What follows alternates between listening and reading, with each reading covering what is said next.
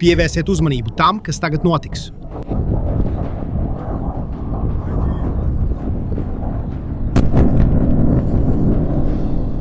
Šo milzīgo sprādzienu nofilmēja Ukraiņu karavīrs kaut kur austrumu frontē pavisam nesen. Viņš tur mobilo tālruni pavērstu pret horizontu un zina, ka kaut kas tuvojas. Tas, kas tur krīt no debesīm, ir FAB 3000, lielākā vadāmā bumba Krievijas arsenālā. Tās ir iespaidīgas 3 tonnas un 1400 kg tīras sprāgstvielas. Karakters, ko tā izveido, ir 15 metrus dziļš. Putins šādus ieročus nosauc par neapturamiem, un 2 gadus viņam bija taisnība. Tādas pilsētas kā Avdijivka krita šāda bombardēšanas rezultātā. Harkivai trāpīja 10 reižu, arī Zaporižjē. Bet 2025. gada oktobrī, vienas nedēļas laikā, Krievija nometa 1370 šādas bumbas pār Ukrainu. Tajā pašā mēnesī 700 km garā frontes posmā nokrita 869. Kā tu domā, cik daudz mirušo tas viss izraisīja? 100? 1000? Cik pilsētas tavuprāt tika iznīcinātas? 0. 8 karavīri ar vieglām traumām. Nekas vairāk. Neviena ēka nav iznīcināta. Neviens civiliedzīvotājs nav cietis. Tās netika pārtverts, tās netika notriektas, netika iesaistīta neviena patriota raķete. Un tas, ko Ukraina atklāja, lai tas notiktu, ir saistīts ar joku. Lai to labāk saprastu, vispirms ir jāsaprot, kas īsti ir šis ierocis. Un atbilde varētu tevi pārsteigt. FAB 3000 nav nekādas nākotnes tehnoloģijas. Tā ir nevadāma bumba no laika pēc Otrā pasaules kara, kas tika ražota vēl Padomju Savienībā. Bez GPS, bez motora, bez jebkāda intelekta. Metāla korpus, kas pilns ar sprāgstvielām un brīvajā kritienā krīt no lidmašīnas. Krievijai ir 1000 šādu bumbu, kas gadu desmitiem glabājas noliktavās. 2023. gadā Krievu inženieriem radās vienkārša un postoša ideja. Viņi paņēma šīs vecās bumbas un pievienoja tām komplektu. Salukāmi spārmi, kas atverās pēc palaišanas. GPS uztvērējs. Mazs dators. Pēkšņi augstā kara laika lūznis pārvērtās par modernu, precīzo ieroci. Komplekts tiek saukts par UMPK. Tas maksā apmēram $25,000 par vienību. Lai jums būtu priekšstats, Krievijas spārnotā raķete maksā vairāk nekā 10 miljonus. Šīs schēmas ģenialitāte ir drīzāk finansiāla nekā militāra. Bet ir viena nērta detaļa. 71% no šī komplekta elektronikas nāk no rietumiem. No tādiem uzņēmumiem kā Texas Instruments, Intel, kā arī no Īrijas un Japānas uzņēmumiem. Katra Krievu bumba, kas krīt uz Ukrainu, satur iekšā rietumu komponentes. Sankcijas tiek apietas no visām pusēm. 2 gadus neviens nav spējis to apturēt. Šīs bumbas lido pārāk ātri, lai tās laikus pamanītu. Tās ir pārāk mazas, lai radars tās uztvertu, un tās tiek palaistas no pārāk liela attāluma. Krievijas iznīcinātājs Su-34 nomet bumbu 40–50 km attālumā no mērķa, atrodoties Krievijas gaisa telpā. Pat neieejot Ukrainas pretgaisa aizsardzības darbības zonā. Bumba planē pati, bez nepieciešamības pilotam riskēt. 2024. gada februārī Avdijivkas pilsēta Ukrainas austrumos krita šādas bombardēšanas rezultātā. Avdijivkā pirms kara dzīvoja apmēram 30,000 iedzīvotāju. Ukraiņi šo pilsētu noturēja 10 gadus. Kopš 2014. gada pret pastāvīgiem uzbrukumiem 110. brigāde, galvenā vienība, kas aizstāvēja šo vietu, tur pavadīja 2 gadus pēc kārtas, bez rotācijas, bez atpūtas, cīnoties ielu pēc ielas. Tikai 48 stundu laikā, kaujas kulminācijā, 250 no šīm bumbām nokrita uz Avdijivku. Padomā par to uz mirkli. Vairāk nekā viena bumba ik pēc 12 minūtēm. Dzīvaš pilnaš dienas. Katra no tām saturēja no 500 līdz 3000 kg sprāgstvielu. Ukrainas bunkuri, kas bija būvēti, lai izturētu parasto artilēriju, tika sagrauti līdz pamatiem. Ēkas sāka sabrukt cita uz citas. Kad aizstāvji beidzot atkāpās, pilsēta bija drupās.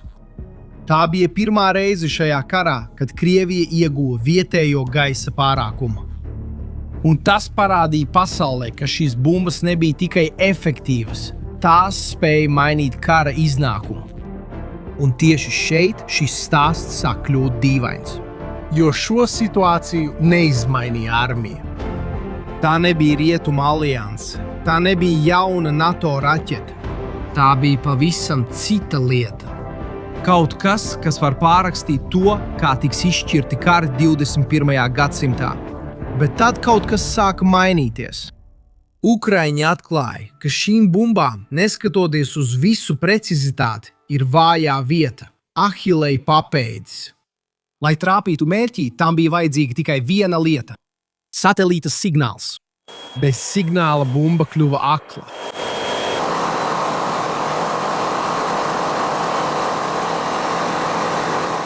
Tā turpināja lidot, joprojām eksplodēja, bet pilnībā zaudēja orientāciju par savu atrašanās vietu. Tā nokrita jebkur. Tukšā laukā, mežā. Dažreiz tā atkal nokrita Krievijas teritorijā. Pietika tikai traucēt šo signālu. Un Ukraiņi sāka darīt tieši to ar ierīcēm, ko sauc par traucētājiem. Iekārtas, kas izstaro radio trokšņus tajā pašā frekvencē kā GPS, padarot bumbas datoru kurlu. Pirmā Krievu antenas versija, kas uztvēra šo signālu, saucās Kometa. Tai bija tikai 4 elementi. 4 mazi uztvērēji mēģināja uztvert signālu, pat ja tuvumā bija traucējumi. 4 ukraiņu traucētāji bija pietiekami, lai to uzvarētu.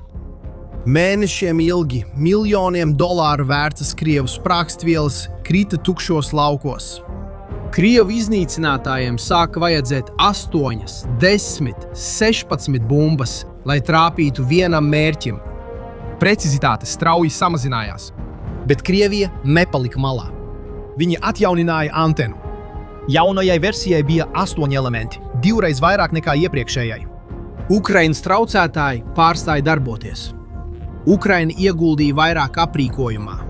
Krievija atbildēja ar 12 elementiem, pēc tam 16. Ar katru jaunu versiju bija nepieciešama arvien vairāk un vairāk traucētāju, lai notriektu vienu pašu bumbu. Tas nonāca līdz punktam, kad pat 100 kopā koncentrētu traucētāju nebija pietiekami, lai uzvarētu jaunāko Komētas versiju. Ukrainas speciālists salīdzināja šo sacensību ar Otrā pasaules kara Enigmu. Tā nacistu šifrēšanas mašīna, kas šķita neuzlaužama un kuras dēļ tika zaudēti miljoniem dzīvību, līdz Britu izlūkdienests beidzot spēja to atšifrēt. Krievu komēta kļuva par mūsu laiku enigmu. Un Ukraina zaudēja šo sacensību. Tieši tajā brīdī šajā stāstā parādījās galvenais varonis. Viņš nebija ģenerālis, nebija zinātnieks, pat nebija militāra persona. 2022. gada februārī, pirmajās Krievijas iebrukuma dienās, grupa Ukrainas civiliedzīvotāju pieteicās teritoriālās aizsardzības spēkiem Kijivā. Tie bija parasti vīrieši, apmēram 35–40 gadus veci. Viņi nāca no biznesa pasaules, nevis no bruņotajiem spēkiem. Nevienam no viņiem nebija militāras apmācības. Šīs grupas līderis līdz pat šai dienai identificē sevi tikai ar segvārdu – alķīmiķis. Šī mazā komanda, kas vēlāk pieņēma nosaukumu Nakts sardze, paveica kaut ko tādu, ko Ukrainas oficiālais karaspēks nespēja izdarīt. Viņi devās pie vecajiem padomju inženieriem. Vīri, kuri jau sen bija pensionējušies un savulaik strādājuši militārajos institūtos Padomju Savienības laikā. Šie kungi vēl joprojām atcerējās sīki un smalki, kā tieši darbojās Krievijas raķešu un bumbu sistēmas, jo tieši viņi bija palīdzējuši izstrādāt daļu no tām pirms gadu desmitiem. Nakts sardze izmeklēja pamestas rūpnīcas, aizmirstus arhīvus, tehniķus, kurus vairs neviens nemeklēja. Viņi apvienoja vecās augstā kara zināšanas ar jauno digitālo tehnoloģiju. Tā bija komanda, kurai palīdzēja veterāni no kara, kas bija beidzies pirms 30 gadiem. Un viņi sāka būvēt savu traucētāju. Bez valdības naudas, bez armijas pasūtījuma. Pirmās 5 ierīces viņi apmaksāja no savas kabatas. Pirmā uzstādīšana notika 2023. gada februārī Harkivā un Zaporīžijā, divās visvairāk bombardētajās Ukrainas pilsētās. Viņi nosauca sistēmu par Lima. Un šeit sākas šī stāsta dīvainā daļa. Uztaisīt traucētāji bija tikai puse problēmas. Otra puse bija pārliecināt visus, ka tas tiešām darbojas. Un, lai to izdarītu, naktsardzes komandai bija jāatrisina 3 absurdas problēmas. Un pirmais no tiem bija pats negaidītākais. Pašas Ukrainas pretgaisa aizsardzība. Kad Šahedi, tie Irānas trieciendroni, kurus Krievija iegādājās tūkstošiem, sāka krist tukšos laukos pēc tam, kad Lima sāka darboties, neviens neticēja, ka to dara traucētājs. Patriot raķešu piloti un pretgaisa aizsardzības bateriju operatori saņēma atzinību par katru notriekto mērķi. Ukrainā pat bija nacionāls ziņu sižets, kurā Šaheda notriekšanu piedēvēja kādam karavīram. Karavīrs, kurš it kā bija šāvis uz to ar parastu ložmetēju. Naktsardze visu vēroja, nespējot neko pierādīt. Iedomājieties šo situāciju. Jūs esat izveidojis sistēmu, kas glāb veselas pilsētas. Bet neviens jums netic. Citi saņem atzinību par katru notriekto dronu. Kā jūs pierādāt, ka tieši jūsu aprīkojums darbojas, neatklājot tehnoloģiju ienaidniekam? Filmēt nav iespējams. Parādīt ierīci publiski vēl mazāk iespējams. Tātad risinājums bija iekšējs joks. Alķīmiķis ieprogrammēja Lima, lai tā darītu kaut ko interesantu. Kad sistēma bija aktīva kādā reģionā, jebkurš GPS, kas ienāca tajā apgabalā, sāka rādīt konkrētu atrašanās vietu, nevis īsto. Signāls rādīja, ka jūs atrodaties Limā, Peru galvaspilsētā, 13,000 km attālumā. Jā, Ukrainas Lima lika jebkura ierīces GPS, kas atradās tās pārklājuma zonā, domāt, ka tā lido virs Peru. Tā bija paraksts, neredzama ūdens zīme. Ik viens, kam bija rokas GPS un kurš atradās Limas aizsargātajā zonā, varēja ar savām acīm pārliecināties, ka sistēma darbojas. Pietika tikai nolasīt ekrānu. Peru. Un vēl vairāk. Tas bija jautrs apgādinājums, kas bija ierakstīts katrā Krievijas dronā, kas apmaldījās. Otrā problēma parādījās, kad Krievija atjaunināja kometa antenu no 4 uz 8 elementiem. Pašreizējā Lima versija pārstāja darboties. Naktsardzei bija jāizprot, kā tieši darbojas jaunais Krievu uztvērējs. Citādi Ukraiņas traucētāji kļūtu par metāla lūžņiem. Risinājums nāca no negaidītas vietas. Krievijas puse iegādājās daļu šo uztvērēju komponentu Ķīnā. Naktsardze atrada precīzu ķīniešu ražotāju un piesaistīja kādu no rūpnīcas, lai nozaptu produktu tehnisko specifikāciju. Ķīnas spiegs, kuru nolīga Ukrainas komanda, lai nozaktu Krievu detaļu. Ar rokas grāmatām rokās viņi uzbūvēja nākamās paaudzes Lima, kas spēja bloķēt ne tikai vienu frekvenču joslu, bet arī 3 galvenās, ko izmanto satelītu sistēmas visā pasaulē. Un pēdējā problēma. Šī bija simboliskākā no visām. Un, lai to saprastu, tev jāzina viens vārds. Stepans Bandera bija Ukraiņu nacionālistu līderis Otrā pasaules kara laikā.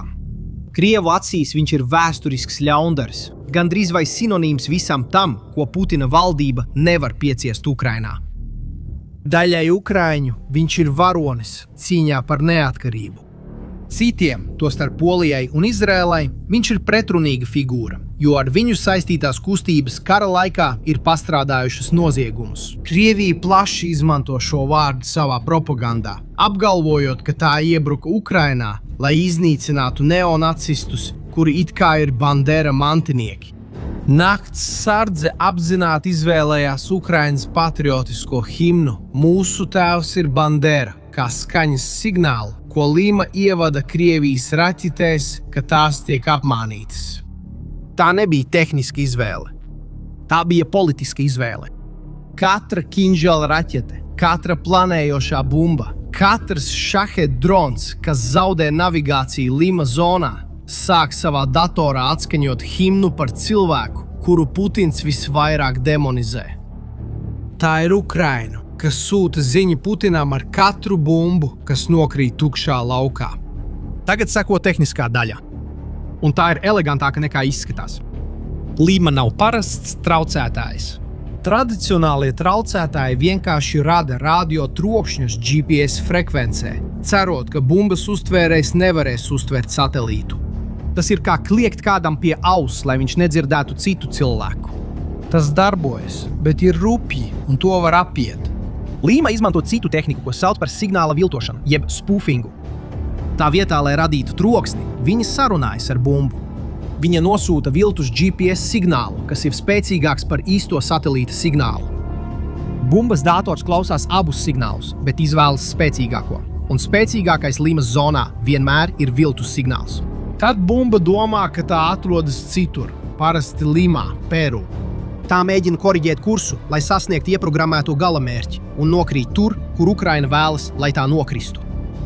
Parastajiem raķetēm tas nozīmē kļūdīties par dažiem kilometriem un uzsprāgt tukšā laukā.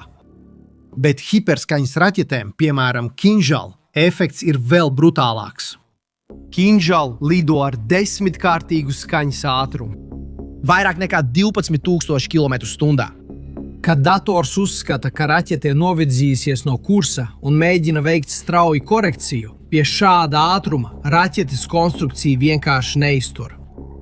Fizelāža salūst gaisā, pirms tā sasniedz Zemi. Pašreizējos skaitus ir grūti noticēt. Kopš Lima sāka darboties, ir notriekti 58 Kinžal raķetes. Tikai pirmajā 2026. gada ceturksnī tika novirzītas 33 spārnotās raķetes. Vairāk nekā 10,000 Krievijas dronu nokrita laukos, ezeros vai dažkārt pat nonāca Rumānijā un Moldovā. Tajos reģionos, kur darbojas Lima, vairāk nekā 98% planējošo bumbu tiek neutralizēti. Puķins 2018. gadā nosauca Kinžal par neuzvaramu. Joe Baidens, kurš tajā laikā bija Amerikas Savienoto Valstu prezidents, 2022. gadā teica, ka to gandrīz nav iespējams apturēt. 2025. gada novembrī tikai 2 nedēļu laikā nakts sardze notrieca 19 no tiem. Un kamēr Lima darbojās Ukrainā, tika izcīnīts vēl viens paralēls karš. Daudz skaļāks karš. Kometa antena, visu Krievijas vadāmo ieroču smadzenes, tiek ražota tikai vienā pilsētā. Čeboksari, mazās Čuvašijas republikas galvaspilsēta Krievijas centrā, 975 km no robežas ar Ukrainu. Rūpnīca ir Vnīr Progress, Krievijas uzņēmums. Viņi ražo kometa antenas, bet arī komponentes Iskander raķetēm, kalibra spārnotajām raķetēm un pat kodola zemūdenēm. Ukraina apklāja rūpnīcas precīzu adresi un sāka mēģināt to fiziski iznīcināt. Pirmais uzbrukums notika 2025. gada jūnijā.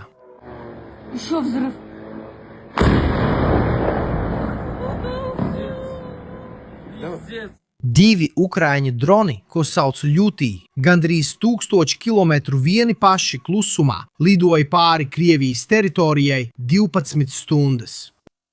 Tie trāpīja ražošanas angāros. Rūpnīca apturēja darbību. Tajā pašā gada jūlijā jauns uzbrukums. Опа, ты сюда летит, сюда летит, сюда летит, сюда летит!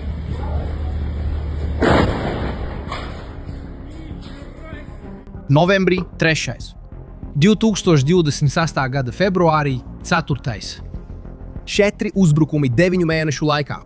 Katrs no tiem prasīja izlūkošanas plānošanu, autonomu navigāciju un risku zaudēt dronus jebkurā maršruta posmā. Ukraina ne tikai neutralizē Krievijas ieročus elektroniski, tā cenšas arī novērst, lai to vissvarīgākā detaļa tiktu turpināta ražot. Tā ir elektroniskā kara darbība un kinētiskā kara darbība, kas iet roku rokā, tiecoties pēc viena un tā paša mērķa. Un iespējams tā ir svarīgākā šī kara mācība. 21. gadsimta kari netiek izšķirti ar dārgākajiem ieročiem. Tie netiek izšķirti ar hiperskaņas raķetēm, ne ar neredzamiem iznīcinātājiem, ne ar 3 tonu bumbām. Tie tiek izšķirti ar maziem, neredzamiem komandām, kas atrodas slikti apgaismotās telpās un spēj panākt, lai Krievijas dārgākais ierocis notic, ka tas lido pāri Peru. Vladimirs Putins iztērēja miljardus. Alkīmiķis iztērēja dažus miljonus, un šajā cīņā Ukraina uzvar. Tagad pasaki man vienu lietu. Vai tu jau biji dzirdējis par Lima? Pastāsti man komentāros. Jo šeit šķiet, ka tā ir viena no lielākajām kara stāstiem, par kuru neviens nerunā. Ja tev patika šis video, padalies ar kādu, kam šis stāsts jāredz. Un abonējies kanālam, lai redzētu vēl šādas analīzes. Uz tikšanos nākamreiz!